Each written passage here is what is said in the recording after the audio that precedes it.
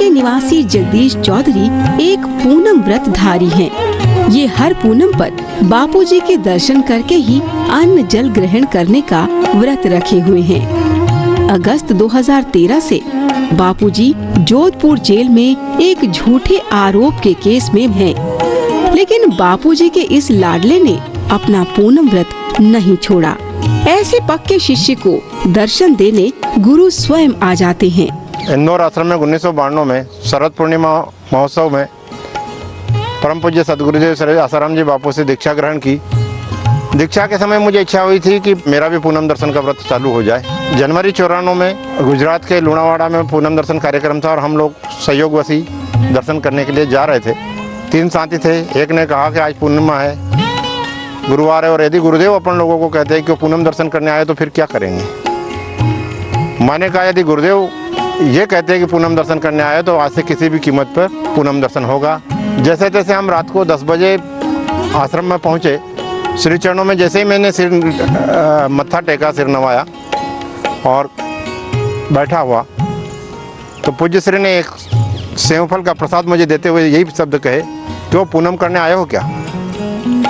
और मैंने गर्दन झुका कहा जी।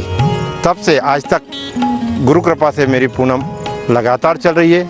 पूज्य श्री जोधपुर जेल में एक पूर्णिमा अहमदाबाद में हुई, बाकी पूर्णिमा को मैं जोधपुर पहुंचा हूं। किसी पूनम को कोर्ट पैसी के दौरान दर्शन हो जाते हैं, किसी पूर्णिमा को दर्शन जब नहीं होते हैं तो गुरु आज्ञा से हम गुरुदेव को जेल के बाहर अर्घ्य देकर उपवास तो खोलते हैं, पर उस रात को गुरुदेव हमारी कभी पूनम खाली नहीं जानते, स्वप्न में दर्शन देते हैं। कई निंदक लोग मुझे गुरु जी के बारे में कई तरह के प्रश्न करते हैं। जनरली तो मेरे से देख के ही किनारा काट जाते हैं कि ये बापू का पक्का बच्चा है। फिर भी कुछ हिम्मत करके पूछते हैं तो मेरा उनसे एक ही प्रश्न होता है, क्यों भाई तुमने कल क्या खाया था? सामने वाला जवाब देता है मैंने रोटी सब्जी जो खाता है।